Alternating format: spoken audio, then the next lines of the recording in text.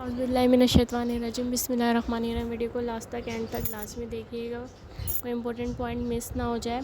आज हमारा टॉपिक है क्लासेस। ठीक है, तो क्लास जो है ये क्या होते हैं? ये होते हैं ग्रुप ऑफ वर्ड। ठीक है, क्या होते हैं? Group of word. आपको क्लास कहाँ मिलेंगे? आपको सेंटेंस में मिलेंगे क्लास आपको एक सिंपल सेंटेंस में भी मिलेंगे, एक पूरे मुकम्मल सेंटेंस में भी मिलेंगे। जैसे कि यहाँ पर आपको एक नज़र आ रहा है शी स्माइल। ठीक है, और क्लास जब बनेंगे सब्जेक्ट और वर्ब का होना बहुत ज़रूरी होता है क्लास बनाने के लिए। ठीक है ना, जैसे ये आप एक क्लास सेंटेंस बनाने में हेल्प करता है, तो यहाँ पर सब्जेक्ट प्लस वर्ब दोनों होता है। इसमें भी हमारे पास इसकी दो टाइप है, एक डिपेंडेंट और एक इंडिपेंडेंट। ठीक है, तो इंडिपेंडेंट जो सेंटेंस होते हैं वो सिंपली इजीली बन जाते हैं, जबकि डिपेंडेंट सेंटेंस में कुछ ना कुछ आपको कंजक्शन या किसी एडजेक्टिव की, एडवर्ब की ज़रूरत पेश आती है उस सेंटेंस को ज़्यादा फोकस करने के लिए। तो अब यहाँ पर अगर आप गौर करें तो आपको एक सिंपल सेंटेंस नज़र आ रहा है, सब्जेक्ट और इसमें वर्ब है, और इस तरह के सिंपल सेंटेंसेस को कॉम्प्लीमेंट भी कहते हैं और सिंपल सेंटेंस। ठीक है, तो ये इंडिपेंडेंट सेंटेंस भी कहलाते हैं। She smiled. ठीक है, अब क्लासेस जो हैं वो क्या करते हैं? क्लासेस पूरा एक सेंटेंस बनाते हैं। अब सेंटेंस में क्लासेस जो हैं दो भी हो सकते हैं, दो से ज़्यादा भी हो सकते हैं। अब जैसे कि यहाँ पर आपको क्लासेस, यहाँ पर आपको दो नज़र आ रहे हैं। ठीक है ना, तो दो नज़र आ रहे हैं। ये वाला शी स्माइल्ड, ये इंडिपेंडेंट आईडी लिख रही हूँ मैं, इंडिपेंडेंट क्लास हो गया।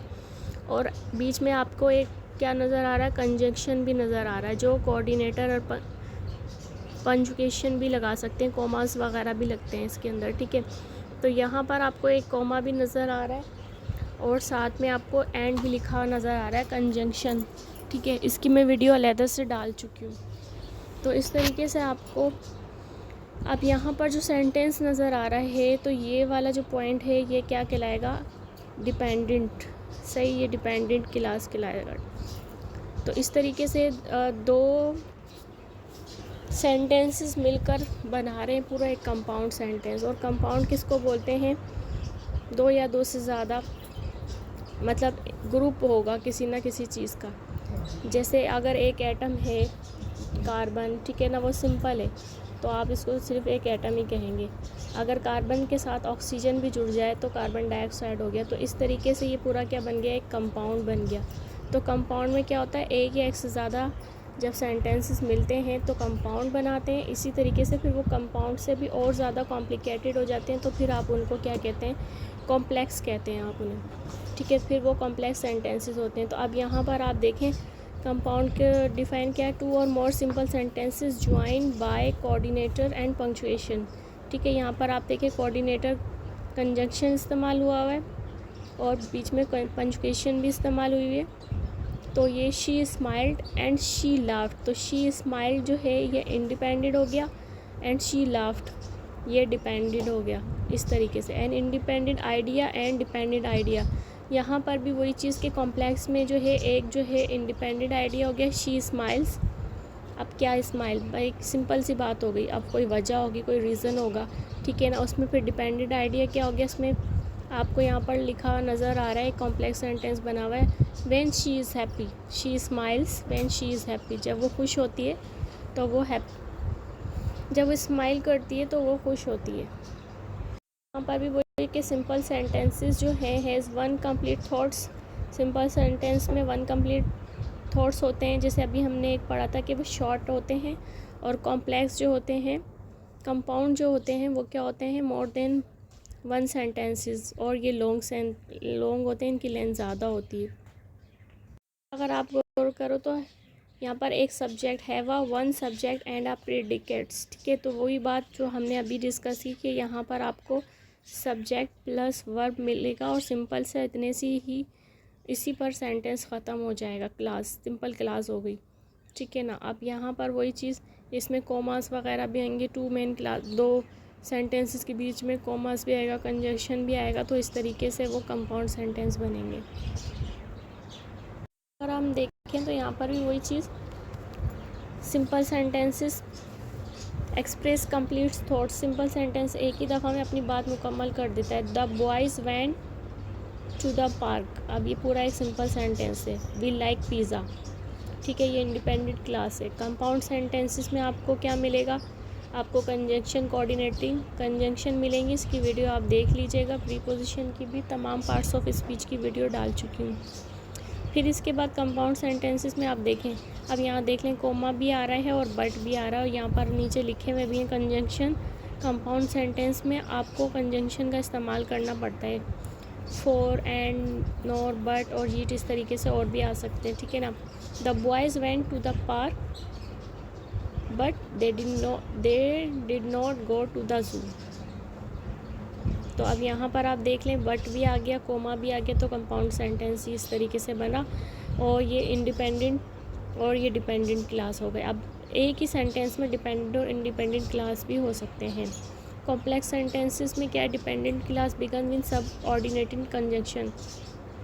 इसमें सब ऑर्डिनेटिंग कंजंक्शन ये सारे जो हैं before, because, although, since, unless, ये सब ऑर्डिनेटिंग कंजंक्शन है। ये आप देख लीजिएगा, ठीक है। ये भी वही बात कि दो सेंटेंसेस को जोड़ने में हेल्प करते हैं।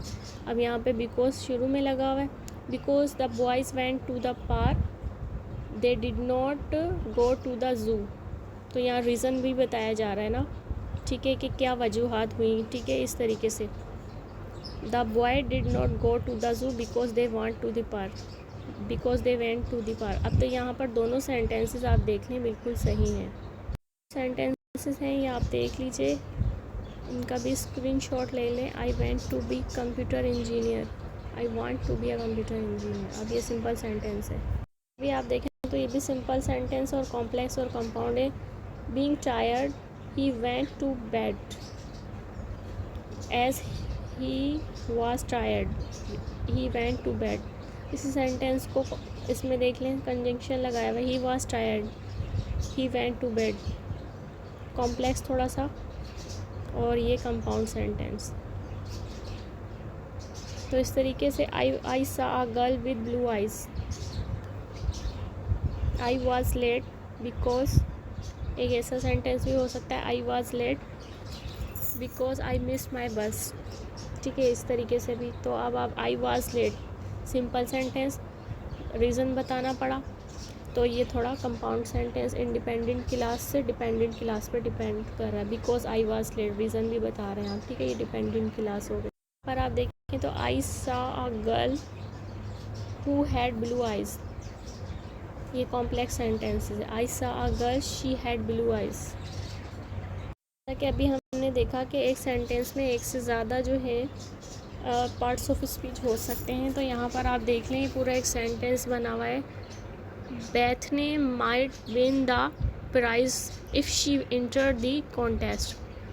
तो यहाँ पर ये नाउन भी आ गया स्टार्टिंग में, मॉडल वर्ब्स आ गया, वर्ब आ गया, डिटरमाइनर आ गया और प्राइज, ठीक है, ये लिखा हुआ है Bethany might win the prize।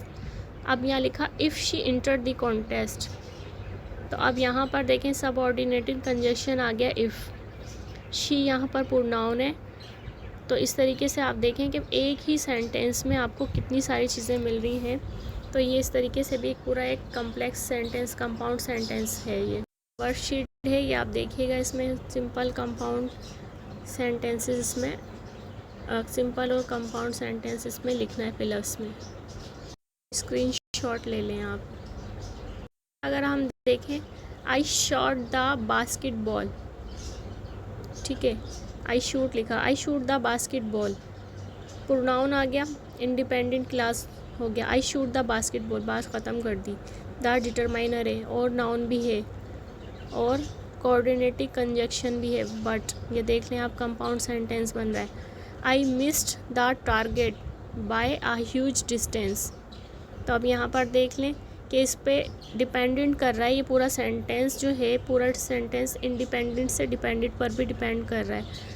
तो आई मिस्ड द टारगेट, यहाँ पे मिस वर्ब है, बाय प्रीपोजिशन है और ह्यूज डिस्टेंस। तो यहाँ पर आप जो है डिस्टेंस की, टारगेट जो है वो मिस हुआ है, उसकी जो है क्या वजह है, वो एडजेक्टिव भी बता दिया। जो एडजेक्टिव का क्या काम था, नाउन और प्रोनाउन की क्वालिटीज़ में इजाफा करना। तो उम्मीद करती हूँ वीडियो समझ में आएगी। लाइक, सब्सक्राइब और शेयर किया करें और कमेंट ज़रूर किया करें, उससे मुझे पता लगता है और एनर्जी मिलती है कि मैं बनाऊँ और वीडियो इस तरह की। अगर आप नहीं कमेंट्स करते तो फिर मेरा दिल नहीं चाहता बनाने का।